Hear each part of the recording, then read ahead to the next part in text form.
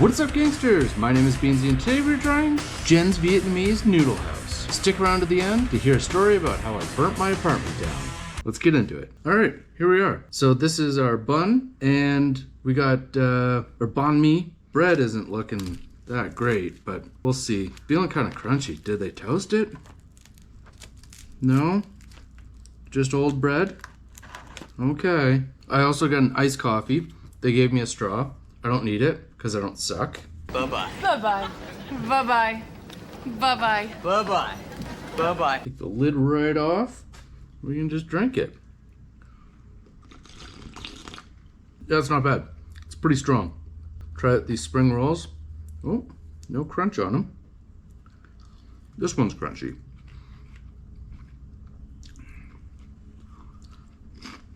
Looks like they didn't give me any chopsticks or anything, so that's cool. I'm gonna have to just go and get chopsticks. No chopsticks, no napkins. All right, let's try this grilled pork. All right, not too bad. It's got pretty good flavor to it. Not much of the grilled flavor, but it's got a lot of nice sweetness to it. Not much peanut there. A little bit of peanut, cucumber, bean sprout. Oh, what's buried under here? More pork. All right, and a little bit of carrot. Looks like the microplane did not finish the job. All right, let's go over here to the banh mi.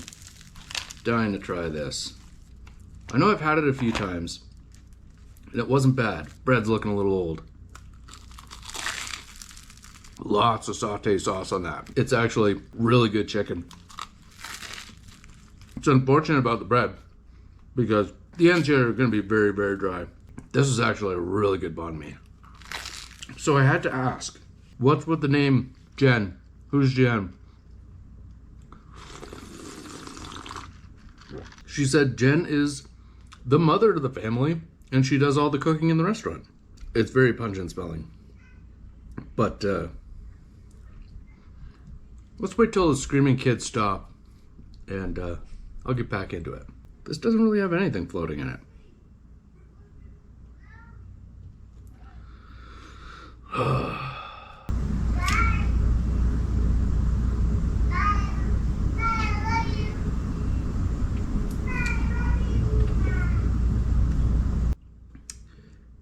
Anyways.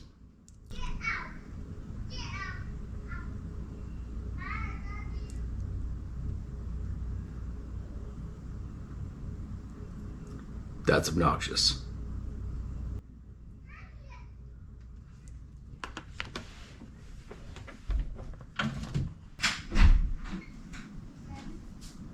You lost?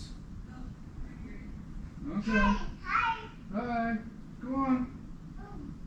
Go on. No, I don't want anything to do with you. Go. Go to your mom. Go on. Alright. Annoying children aside. This is Vietnamese fish sauce. Usually it's a salad dressing for the bun, but it doesn't look like there's anything in it other than the few strands of noodles that went in there when I dipped the spring rolls in. I'm going to give it a little taste, see what's happening here. Usually there's chilies and stuff floating in it, and it's almost completely clear. Oh no, there's like sweet vinegar in there. No chilies or anything. Give this a little mix.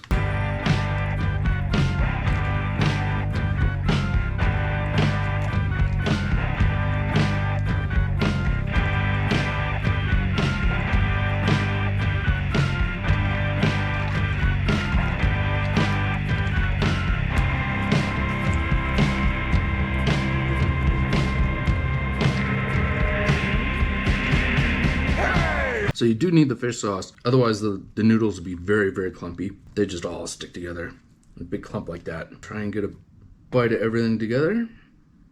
All right, here we go.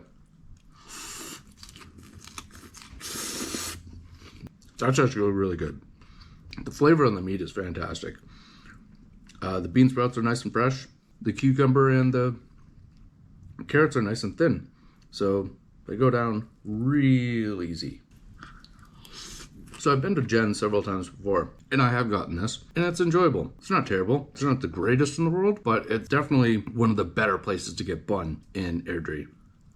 The pho, on the other hand, not my favorite. And that mostly down to personal preference. I'm sure there are people that go there for the pho, but I'm not the biggest fan of it.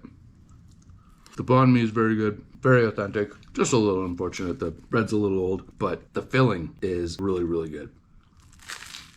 I don't think the pho is as good at Jen's as at Tony's.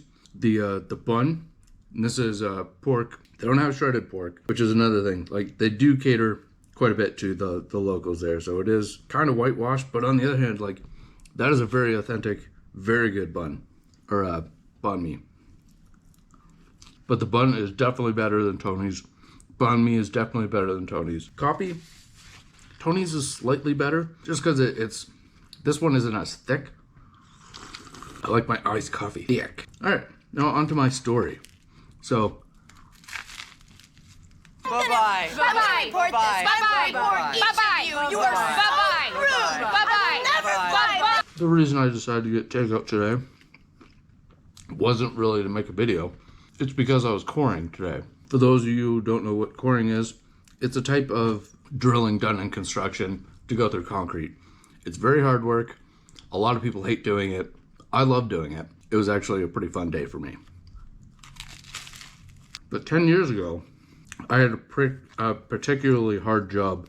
I was coring a fireplace, and it was over 2 feet thick, and I had a 9-inch handheld, which a lot of people will not do. I've seen people bolt down for like 1-inch holes through main slab. Like, that is the easiest thing to drill. But some people do it. Could be company policy. Could be because they're big sissies. Who knows? What are you, a bunch of sissies? This is gonna be fun! So I've got a 9-inch. The bit is wearing out. It's the only 9-inch I've got in my truck. The bit itself is 15 inches long. They weigh a few pounds.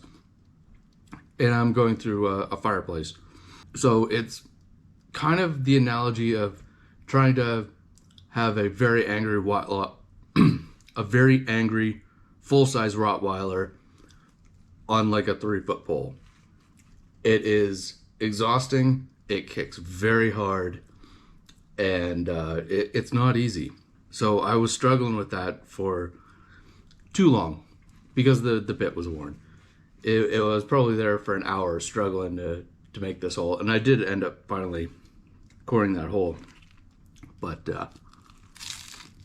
I enjoyed cooking. I enjoy it because I can make a very good meal for cheap. I find it very satisfying. I was making steak and fries that night. Put the food on, steak's resting. I'm making fries. I was making fries on the hob, on the stovetop, in a pot. So not the safest way of doing things. The oil's coming up to temperature. My steak's resting. I sit down.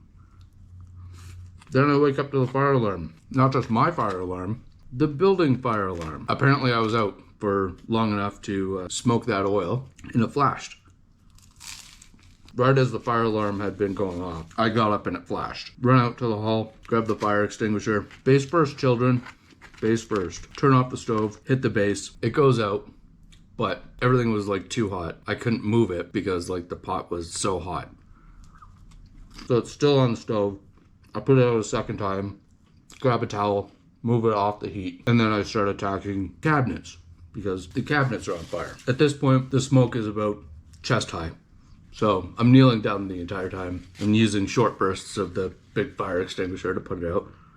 I get the cabinets out a second time, and then I get down on my knees because the smoke is getting thicker and thicker and higher. My hair is actually burning. I'm in the smoke and the embers are actually hitting my hair. And I go out to the hall and make sure that people are getting out. One person stopped to look back, and I said, "I'm fine, just keep going." And I go back in and I make sure that the fire is out and everything's all clear, so there isn't an incident of it jumping to another apartment.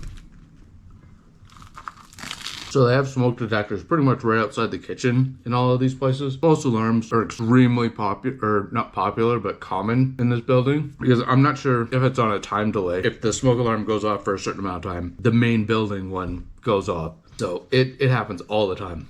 Response time in Calgary is supposed to be 3 minutes or 3.5 minutes. I think they got there in 13 minutes. It was pretty bad.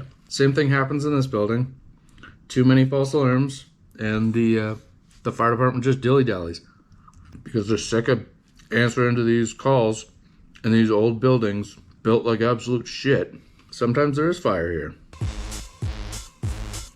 So if you live in an apartment building and you get a lot of false alarms, think about moving. Because when there is a fire department isn't coming. And if you enjoyed this story time, check out this over here.